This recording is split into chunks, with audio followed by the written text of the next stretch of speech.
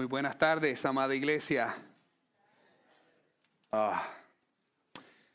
Cada vez que cantamos y escuchar la voz de cada uno de ustedes juntos me llena de mucho gozo. Ciertamente es un deleite cuando la iglesia junta está adorando. Quiero hacer reconocimiento de la labor que hace nuestro equipo de media, que domingo tras domingo hace la proyección siempre en la pantalla. No lo queremos pasar por desapercibido la obra que ellos hacen, que nos ayudan a nosotros como congregación. Cuando nosotros estamos haciendo esos cánticos, a seguir la letra y a entenderla y a meditar en ella. Es un gozo y un deleite que tenemos servidores y servidoras en esa área que nos ayudan a nosotros a continuar la adoración. Así que cuando tengan la oportunidad, iglesia, acérquense a ellos y denle agradecimiento por la obra que ellos están haciendo para el Señor. Amados, estamos precisamente, me están dando instrucciones para arreglarme el micrófono. ¿Y ahora? ¿Se escucha mejor? Ok. Estamos precisamente en la serie de predicación del Sermón de la Montaña, en el Sermón del Monte. Y hemos caminado, nos hemos sentado a sí mismo, como toda esta multitud en la montaña estaba sentado escuchando las enseñanzas de Jesús. Dios nos ha permitido, por medio de su Espíritu Santo y por su palabra, nosotros poder sentarnos también y escuchar las palabras de Jesús. Esas enseñanzas que le habló a ese pueblo, también todavía Dios nos habla a nosotros. El Sermón del Monte está específicamente hablándonos sobre el reino de los cielos. Y ya estamos en la conclusión de este sermón. Ya es la parte final que Jesús le está hablando a ellos y también nos está hablando a nosotros. Y es igual de importante para nuestras vidas como lo fue para ellos. El Sermón del Monte tuvo 3 secciones. Tuvo una introducción, un contenido principal y ahora en donde nos encontramos es en la conclusión de este sermón. Nosotros vimos como parte de su introducción las bienaventuranzas que nos revelan la sorprendente y contracultural identidad de quiénes son los que genuinamente pertenecen al reino de los cielos. Habla sobre la buena vida del reino de Dios de una manera inesperada que pertenece a las personas que tú menos te imaginarías. No todo el mundo entra en el reino de los cielos, sino los que son pobres de espíritu, los que son obedientes y justos sin límites. En el contenido principal, Jesús profundiza en lo que significa llamar a sus seguidores ser justos. Expande esto sobre lo que es genuinamente el corazón del homicidio, el adulterio y el divorcio. Jesús expande que estas leyes confrontan que no comienzan con el acto, sino con el corazón. Habla sobre también el verdadero significado de buscar la paz, donde cómo nosotros debemos tratar a nuestros enemigos. Y advierte sobre prácticas religiosas que podrían ser tentaciones tanto para ellos como para nosotros, en convertirse obras religiosas y nosotros ser hipócritas. Eso, lo que llama al centro del sermón, es nuestra necesidad de Dios. Y Jesús enseña precisamente la oración del Padre Nuestro, alineando que nuestros propósitos y nuestras metas deben de estar siempre alineadas a la voluntad de Dios y lo que Él quiere para nosotros. Nos habla también que aún en medio de este mundo hay cosas, hay riquezas y hay preocupaciones que pueden perturbarnos a nosotros y que nosotros debemos de buscar esa paz que solo Dios puede dar. Y también sobre la sabiduría de las relaciones con quienes nosotros debemos de hacer relaciones. La justicia consiste, todo este contenido principal, en tener una relación profunda, duradera con Dios. Y esto a su vez también determina profundamente nuestra forma de nosotros relacionarnos e interactuamos con los demás como hijos del reino. Jesús expone lo que significa vivir rectamente desde estos tres ángulos, desde cómo se relaciona con la palabra de Dios, la Torá en aquel tiempo, cómo se comparan las prácticas religiosas de aquella época y cómo para nosotros también se comparan y cómo se determinan nuestros vínculos con Dios y nuestros semejantes. Jesús dice, ante todas estas cosas podríamos llegar a la conclusión fácilmente de que tenemos una lista de cotejo que nosotros tenemos que cumplir para nosotros poder relacionarnos con nuestro Señor. Pero esa no es la meta, ya que es Cristo quien las cumple por nosotros. Jesús dice, no supongan que he venido a desmantelar la ley o los profetas. No he venido a desmantelarlos, sino a cumplirlos. Las Escrituras muestran que el plan de Dios es de reconciliar a la humanidad con Él. Y Jesús lo que está haciendo es que está afirmando que Él es el que está haciendo avanzar el plan de Dios, mostrando cómo ser justos y vivir en verdadera, genuina y fiel obediencia a nuestro Creador. Eso también, aquellos que han nacido de nuevo, produce en nosotros el amor, el deseo, la pasión de nosotros querer vivir estas cosas. No van a ser perfectas, pero descansando en la gracia de nuestro Salvador. Ante todas estas explicaciones que Jesús está trayendo y mostrando su verdad, ahora entra en lo que se ha predicado en estos últimos domingos y hoy la final parte del Sermón del Monte.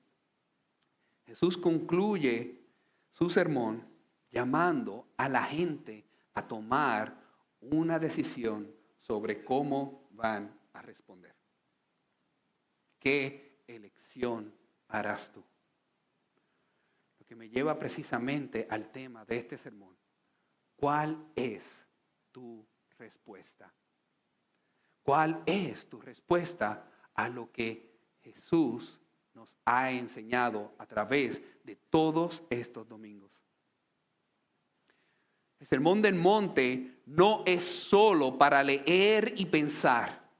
Está destinado, está puesto para nosotros, para que nosotros lo podamos vivir y practicar y se convierta en una parte de nuestras vidas como creyentes. Si alguien dice seguir a Jesús, pues en realidad no hace ningún cambio, entonces Dios muestra que Dios todavía no ha obrado en esa persona. Es una señal de alarma que tal vez no son tan devotos como dicen ser. Por otro lado, la persona que genuinamente experimenta el poder de Dios obrando en su vida, llega a amar, a obedecer a Dios. Llega a encontrar un gozo cada vez que actúa de acuerdo a estas enseñanzas que Jesús ha proclamado. Y busca hacer siempre la voluntad de Dios por encima de todo lo demás. Y advierte específicamente cada una de las ilustraciones sobre esta conclusión de Jesús. Él está dejando un fundamento claro de que aquellos que genuinamente han sido transformados por el Evangelio pueden descansar tranquilos y seguros aún en el día cuando llegue la ira de Dios. En todo momento está hablando de juicios. Jesús describe una elección de todo oyente que debe hacer. Es fácil querer a Jesús, incluso decir con nuestras palabras, honrarlo y llamarlo. Pero es mortal en aquel entonces y ahora también pretender ser un discípulo y no serlo en verdad. En tiempos de Jesús, casi todo el mundo estaba dispuesto a escuchar sus enseñanzas. Había una gran multitud delante de él y de hecho lo llamaban profeta. Pero así como en aquel tiempo y hoy en día, la mayoría de la gente que se cree que sigue a Jesús, tal vez piensa que mientras no sean ateos o budistas, o vayan a la iglesia de vez en cuando, y mientras piensen bien de Jesús, pueden llamarse cristianos. Aquí la conclusión de Mateo al Sermón del Monte ofrece una advertencia convincente y debemos de tomarlo también con mucha sobriedad. Jesús advierte a sus discípulos y a su multitud que se examinen a sí mismos para asegurarse de que son realmente miembros del reino de los cielos y no simplemente los que profesan lealtad. Advierte a las multitudes que consideren cuidadosamente la alternativa de seguirle a él o seguir a líderes religiosos populares. Y les advierte también a los líderes religiosos de su culpabilidad por llevar al pueblo en la dirección equivocada. Nosotros vemos en esta conclusión, aunque yo voy a estar predicando sobre los versos del 24 al 29, está conectado precisamente desde el verso 13, donde vemos que él muestra la ilustración que debes elegir entre la puerta estrecha que lleva a la vida y la puerta ancha que lleva a la perdición, en los versos 13 al 14.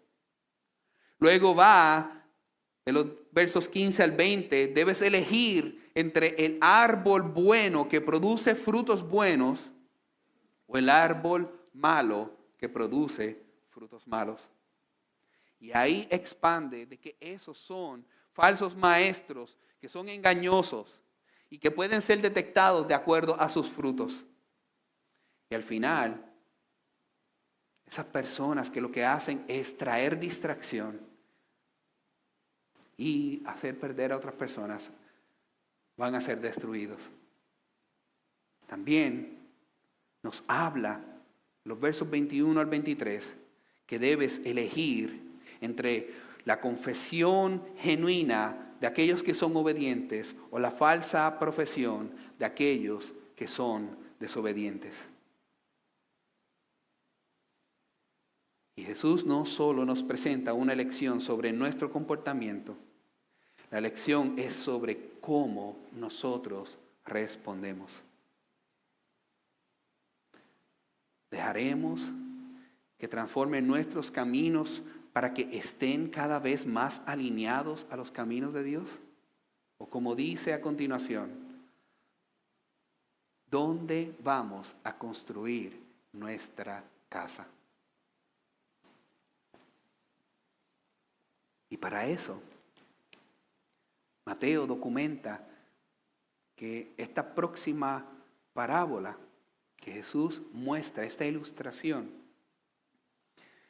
Jesús nos enseña otra vez dos opciones. Y este lenguaje es bien común en la Biblia. En el Antiguo Testamento, precisamente, cuando vemos continuamente está hablando Dios, aquí te presento el bien y aquí está el mal. ¿Qué es lo que Dios le dice que deben de hacer? Escoge el bien para que tengas vida eterna. Es precisamente lo que le dice a Adán y a Eva en el huerto del Edén. puedes comer de todos estos árboles, pero de este no comas porque ciertamente morirás. Y así lo vemos continuamente a través de la narrativa de la Biblia, todo el Antiguo Testamento. Y aquí Jesús vuelve otra vez también. Tenemos para escoger entre aquello que nos puede dar vida eterna y aquello que nos puede también dar perdición eterna. La primera ilustración que nos muestra esa primera opción de los versos 24 al 25, el hombre que construye su casa sobre una roca. Y esa imagen que él está hablando específicamente del verso 24, está aludiendo Jesús a aquellos que escuchan su enseñanza y la obedecen, es como aquel que construye su casa sobre la roca. Y dice que no tan solo la escucha, sino que realmente sigue y la pone en práctica. La roca de aquí, de lo que Cristo está hablando, es que simboliza una obediencia a las enseñanzas de Cristo y una fe profundamente arraigada en Él.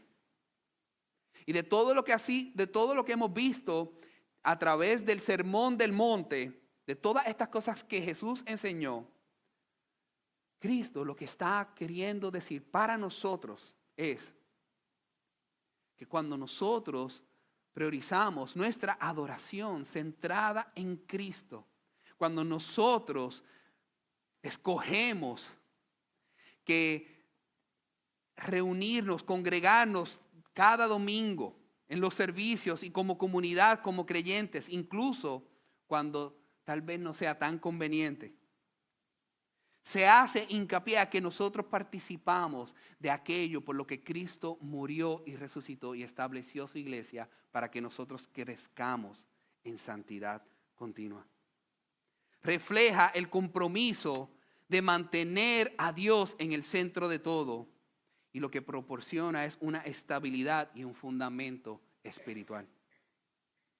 Cuando nosotros establecemos y construimos sobre la roca, también lo que estamos queriendo decir es que las escrituras están dentro de la vida familiar. Los padres enseñan a sus hijos a resolver conflictos utilizando principios bíblicos como el perdón, la humildad, buscando tener vidas devocionales familiares y oración para modelar una vida saludable que solo honra y sirve al Señor. Es esta roca por la cual la obediencia a la palabra de Dios fortalece las relaciones y vemos familias sanas y crea un ambiente que refleja continuamente el amor de Cristo. Cuando se construye sobre la roca, se construyen matrimonios sobre la verdad de Cristo. Una pareja que se compromete, que entiende el verdadero diseño que se ve en Efesios 5. Cuando se habla que ese matrimonio lo que refleja es la relación entre Cristo y su iglesia. Que busca con regularidad orar el uno por el otro, edificándose el uno por el otro, manteniendo el diseño que Dios dio al hombre como líder en su hogar y a la esposa como ayuda idónea, como dadora de vida.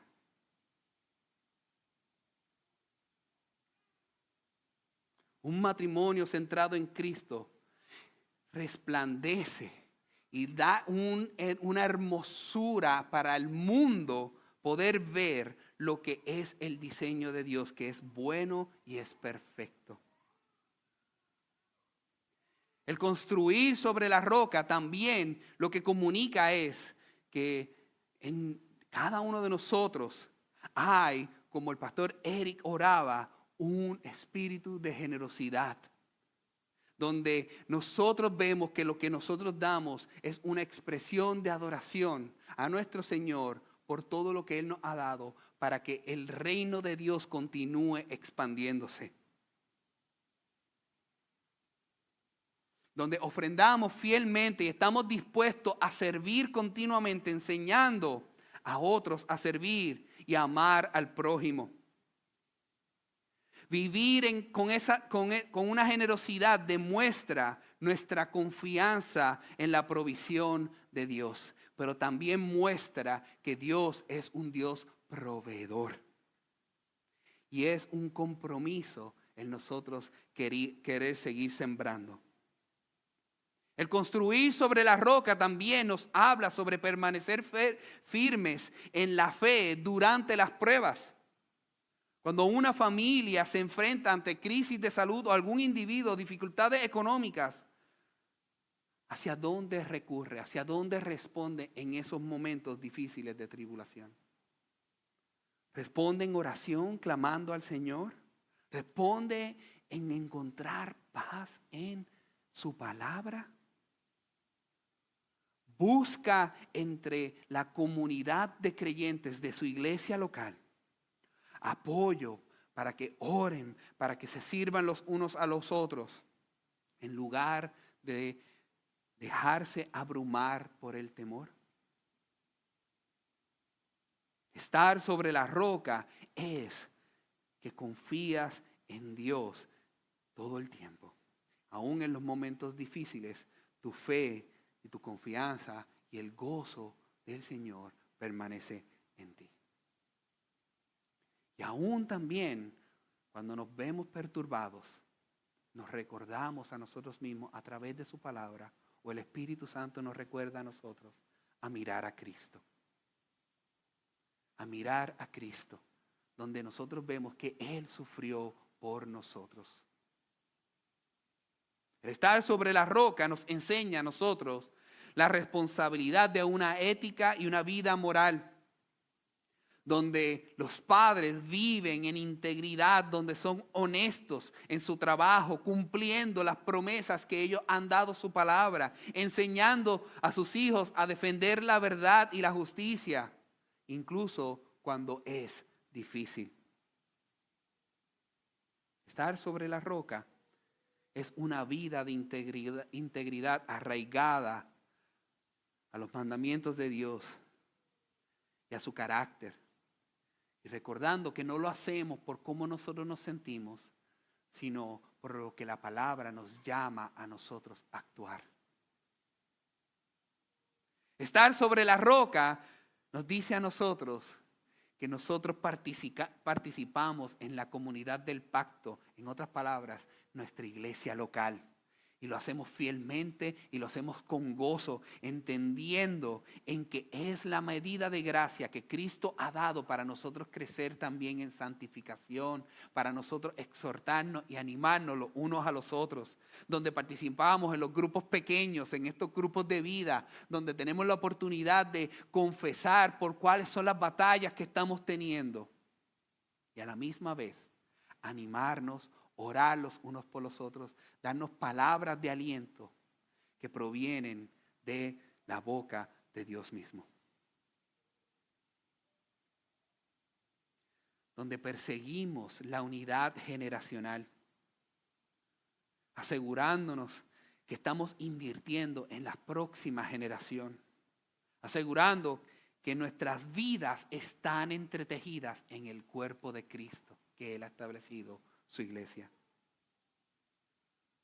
Cuando construimos la casa sobre la roca, la iglesia actúa como un organismo vivo, donde se apoyan, se sustentan, recordándonos los unos a los otros que nuestra identidad ahora está en Cristo. Y somos llamados a construir para su reino y la expansión de su reino. Y eso nosotros lo estamos viendo precisamente en Mateo capítulo 7, versos 24 al 25. Y cuando vienen los momentos difíciles, cuando vienen esos momentos de tribulación, podemos estar seguros que no hay temor alguno, porque la casa va a ser sostenida, no va a sufrir daño. Qué interesante que de estas dos historias, la primera opción y ahora vamos a la segunda, los elementos todos son los mismos excepto uno. Y es en el fundamento donde se construye la casa. La casa puede ser construida de la misma manera, pero si el fundamento es diferente, es suficiente para que se destruya en los momentos más turbulentos. Cristo nos está enseñando eso a nosotros. Esta advertencia para este pueblo específicamente les está hablando sobre que construyan sobre la palabra de Jesús mismo, sobre la identidad de quien es Cristo, sobre la verdad de que Cristo es el Hijo de Dios, Dios encarnado. Y cuando nosotros, todo lo que nosotros lo hacemos, es con esa convicción, no importa qué, Dios nos va a preservar hasta el fin. Seremos preservados hasta el fin. Aún hasta el momento de juicio, su iglesia prevalecerá. Estará celebrando con Él por toda una eternidad. Nuestra segunda opción, que la vemos precisamente, los versos 26 al 27, como había mencionado anteriormente, ahora esta casa es construida sobre la arena, sobre un suelo representativo que es inestable. Es aquel que escucha las enseñanzas de Jesús, pero no las pone en práctica. Construir un hogar sobre la arena se refiere a construir nuestra propia vida en cimientos inestables o mundanos que carecen de la obediencia a Cristo y su palabra. Tal fundamento puede parecer fuerte al principio, pero finalmente se derrumbará bajo las presiones de las pruebas de la vida. Precisamente, quienes han estado aquí a lo menos un año en Tampa, algo que nosotros pudimos aprender a través del huracán que tuvimos recientemente, es que hubo muchas inundaciones y muchos lugares fueron que destruyeron muchos hogares. Pero esto era algo que se había comunicado hace más de 25 o 30 años, que estos lugares eran lugares inundables. Pero no había sucedido por más de casi 3 décadas. Y se habían construido casas que parecían atractivas, lugares que eran hermosos y casas que eran igualmente seguras. Pero cuando vino el momento del huracán, cuando vino la lluvia, hubo destrucción en esas áreas porque eran zonas inundables. Aquí Cristo nos está mostrando una ilustración similar de aquellos que construyen su casa sobre la arena. Cuando llegue el momento de la tormenta, puede sufrir devastación. Todo lo que nosotros hemos mencionado, todo lo que yo acabo de mencionar anteriormente, nosotros lo podemos hacer, pero si lo hacemos con motivaciones erróneas, el hacerlas sería construir sobre la arena y aún ellas podrían también ser devastadoras para nuestra vida. En nosotros priorizar sobre el materialismo por encima de la fe, como por ejemplo una familia que le dedica mayor tiempo a su energía, a perseguir, a trabajar solo el éxito y las posesiones, mientras descuida el servicio, la oración, la vida devocional, considerando que las ganancias materiales son la clave de la felicidad y la seguridad. Es confiar en las cosas materiales en lugar de en Dios. Ahora, esto no es razón para decir que no debemos de trabajar duro y trabajar fuerte. Ciertamente lo queremos hacer, sin descuidar la vida espiritual que nos alimenta continuamente. Construir sobre la arena es también confiar en uno mismo y no en Dios. Cuando comenzamos a tomar decisiones en la vida de cómo elegir una carrera, mudarnos a un nuevo lugar o la crianza de nuestros hijos sin buscar la guía de Dios a través de la oración o las escrituras, dependen totalmente de su propio entendimiento e ignoran la sabiduría de Dios, dando lugar a planes inestables que al final lo que hacen es afectar y traer destrucción. Muchas familias consideran mudarse sin contemplar en dónde se van a congregar. Y cuando se encuentran en un lugar lejos de donde ellos pueden estar en una iglesia saludable, se ven afectados.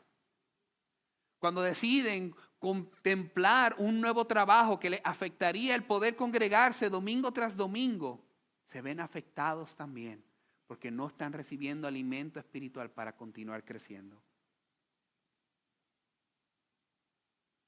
Deteriorando su vida espiritual. Descuidar también, el construir sobre la arena es descuidar nuestra formación espiritual. Los padres que se centran en los logros académicos y extracurriculares de los hijos, pero rara vez se sientan a escuchar su corazón y hablarles de la fe en Cristo. Descuidan la oración en el tiempo familiar y no dan prioridad a ver la importancia de reunirse, de congregarse en una iglesia para que todos sean parte de ese cuerpo de creyentes. Eso es construir sobre la arena, porque le falta una base espiritual y deja específicamente a los hijos sin preparación para afrontar los retos de la vida y encontrar su identidad en Cristo. El construir sobre la arena también es construir su identidad a partir de la aprobación humana. Una familia que modela su estilo de vida en función a las expectativas de los medios sociales, las tendencias de las redes sociales o las opiniones de los demás, priorizando en todo momento la apariencia externa y la popularidad sobre el carácter interior. Construir sobre la arena es la aprobación humana y le da valor y crea inestabilidad, porque entonces cuando no se alcanzan esos objetivos, lo que produce es dolor y tristeza extrema. Construir sobre la arena es vivir para la gratificación inmediata.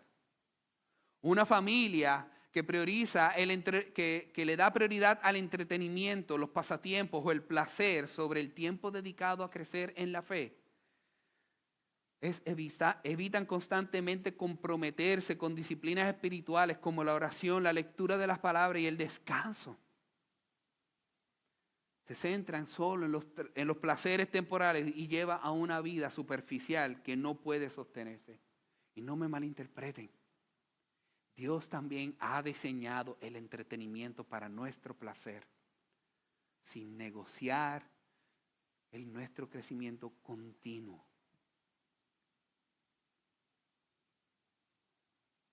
El construir sobre la arena es evitar la rendición de cuentas en una comunidad de creyentes. Alguien que vive, una familia que vive separado de la iglesia, prefiriendo su propia formación independiente y evitando relacionarse con otros creyentes. Aún en los momentos de dificultad, en vez de buscar la consejería bíblica dentro de la iglesia local, prefieren ir a otros lugares externos y no en su propia iglesia donde está siendo formado y donde se ora por él o por ella, donde se inculca continuamente y se anima y se exhorta a través de la palabra. Construir sobre la arena en esa área de la rendición de cuentas es no recibir el apoyo y la responsabilidad del cuerpo de Cristo que le ha dado Cristo genuinamente a la iglesia. Y son los individuos más vulnerables que están a la deriva espiritual y al desánimo. Construir sobre la arena es también comprometer los valores bíblicos y las tendencias culturales.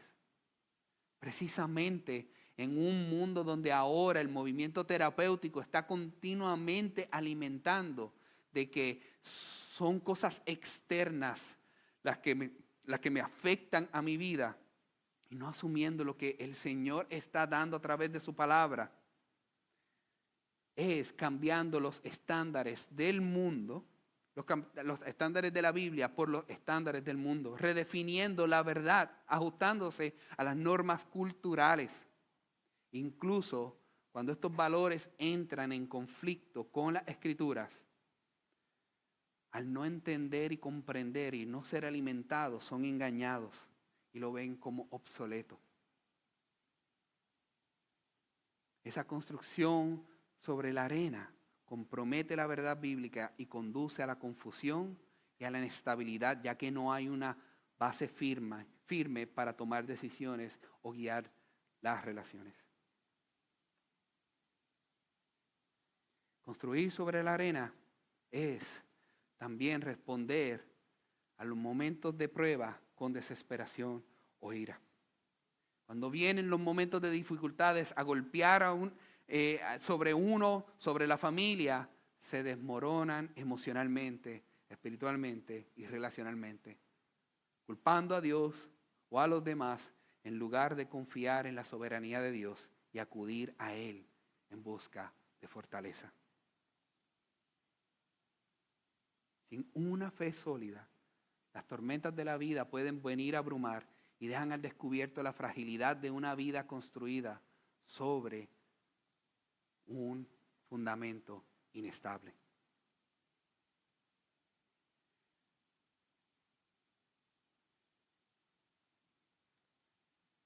Es importante, estos ejemplos que he dado son para creyentes, pero no nos salgamos del contexto. La consecuencia de construir sobre la arena específicamente es que pone al relieve, bajo la lluvia, que crecieron los torrentes, soplaron los vientos y golpearon contra aquella casa y cayó en gran estrépito. Este derrumbe simboliza precisamente las rupturas espirituales y relacionales cuando los desafíos de la vida revelan nuestra inestabilidad de una vida construida fuera de Cristo. Ahora, esta destrucción no es una destrucción común. La palabra le dice aquí que fue una grande su ruina. Y el lenguaje que Cristo está hablando aquí es sobre gran destrucción. Y es un lenguaje sobre el juicio final. Esta vez, cuando llegan estas tormentas, la persona se aparta, su vida se desmorona y al final viene un juicio final de destrucción, de separación de Dios. Así también el carácter se revela por sus frutos. La fe también se revelará a través de esa tormenta. La persona sabia busca actuar de acuerdo con la palabra de Dios y construye para resistir cualquier cosa. Serán los cimientos, no la casa, lo que determinará lo que suceda en el día del juicio. Entonces, no es lo que hagamos externamente, sino en quién está puesta nuestra confianza. Lo que se hace externo es fruto de lo que hay ya interno. Si vivimos para Cristo en el día del juicio, nosotros prevaleceremos. Si no estamos en Cristo, en el día del juicio, esa persona va a perecer. Con este mismo clamor que Cristo está diciendo, escucha y responde de manera sabia. Pon tu fe en la roca que es Cristo y la obra que Él hizo, que murió en la cruz y resucitó al tercer día por tus pecados, para que tengas vida eterna. Tanto Cristo como hoy yo, la iglesia, palabra de vida, clama y te responde y te pide a ti que no resistas más. Responde al llamado que estás teniendo hoy.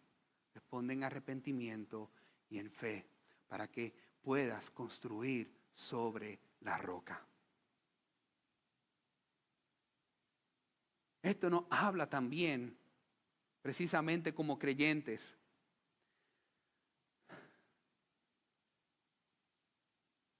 en qué nosotros podemos estar construyendo. Es posible que sí, que ya eres creyente y sin embargo hay áreas de tu vida que se están construyendo en áreas inestables y que no permanecen o no van a dar fruto. Y no van a dar fruto por la eternidad. Este lenguaje es el que Pablo utiliza en 1 Corintios capítulo 3, cuando él dice, si alguno edifica sobre este fundamento, en otras palabras, Jesucristo, usando oro, plata, piedras preciosas, o madera, o heno, o paja, su obra se mostrará tal como es. Porque el día la sacará a luz. Será revelada con fuego, y el fuego probará la calidad de la obra de cada hombre. Si lo que ha construido sobrevive, recibirá su recompensa. Si se quema, sufrirá la pérdida, él mismo se salvará, pero solo como quien escapa a través de las llamas. En otras palabras, aún las obras nuestras como creyentes, en áreas de nuestras vidas, podemos estar construyendo con materiales flamables. ¿Y para qué hacer tanto esfuerzo si al final va a ser consumido? Construyamos en cosas que van a perseverar por toda la eternidad. Que en el momento de la recompensa, Dios puede dárnoslas y nosotros retribuirla para atrás, que no fuimos nosotros, sino fue Cristo en nuestras vidas.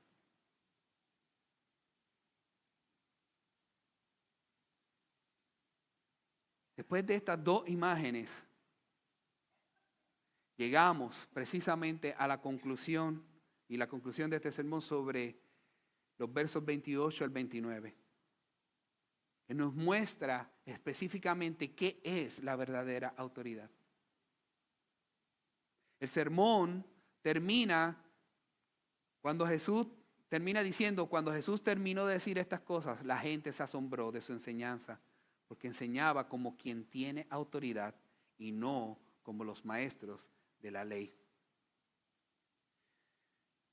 El pasaje dice que cuando Jesús terminó de enseñar, estas multitudes quedaron impresionadas por su autoridad. La diferencia de los maestros de la ley, que obtenían su autoridad citando a otros expertos e inventando nuevas reglas, Jesús estaba hablando con su propia autoridad. Los maestros habían diluido el poder del Antiguo Testamento, que era la palabra de Dios también, por lo que no podían hablar con verdadera autoridad. Pero Jesús tenía una autoridad inherente que era obvia en su forma de enseñar. ¿Por qué? Porque Él era Dios mismo. Jesús tiene la autoridad real, no es una autoridad prestada. Él habla claramente con el propio poder de Dios, no solo repitiendo palabras de profetas. Cuando Él establece la ley y advierte del juicio, es porque Él tiene todo el derecho de hacerlo y no se limita en citar el Antiguo Testamento, sino que habla con su propia autoridad divina. La forma en que enseña con tanta fuerza y convicción demuestra que es Él quien tiene el verdadero poder, no los maestros que se limitan a citar a otros expertos. Sin embargo, aún teniendo toda esta autoridad, el final es algo irónico. Estar impresionado con la predicación de Jesús no significa que realmente aceptaron lo que Él decía. Su asombro en el original, esa palabra es pasiva. Lo que nos muestra es que no era una fe real. Solo apunta a todo tipo de sentimientos diferentes, pero no a un compromiso real con Cristo Jesús, el Mesías, el escogido, el que vino a salvar al mundo. Asombrarse ante las enseñanzas de Jesús no es lo mismo que comprometerse realmente en seguirle. Solo cuando alguien viene a Cristo, cuando la invitación del Evangelio llega a ti y respondes en arrepentimiento y fe, entonces es que te puedes convertir en un verdadero discípulo. ¿Acaso no es de deleite y de gozo para nosotros poder ver que sí seguimos a alguien que tiene toda la autoridad? No estamos dependiendo de otros intérpretes, sino de Dios mismo a través de su propia palabra.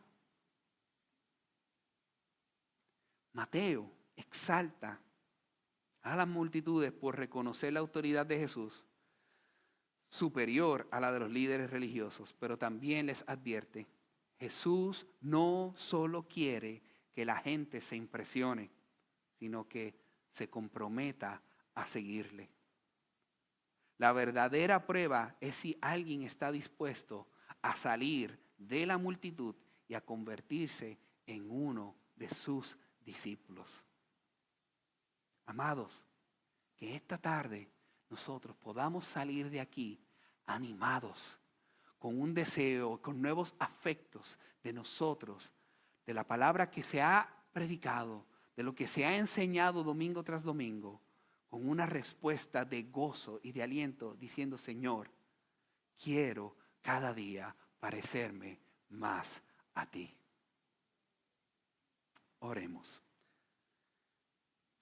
Padre, gracias por tu palabra. Gracias por tu obra. Gracias por todo lo que tú nos has traído. Gracias, Señor, porque a tu iglesia tú la has levantado y nos has permitido poder construir sobre la roca firme. Eres tú, Cristo Jesús. Señor, te pedimos, Padre, que esto sea para nosotros un deseo y un genuino de continuar construyendo en cada área de nuestras vidas para permanecer firmes y fieles en los momentos difíciles. Ayúdanos, Señor, a mostrar esta roca, este fundamento a otras personas que todavía no te conocen, que han construido sobre la arena, Señor. Concédeles, ábrele los ojos, concédeles el arrepentimiento para que vengan a ti y que ellos comiencen a construir sobre la roca que es Cristo, la roca inconmovible. Ayúdanos a deleitarnos en ti, Señor, y a tener gozo en esta verdad. Todo esto te lo pedimos en el nombre de Jesús. Amén.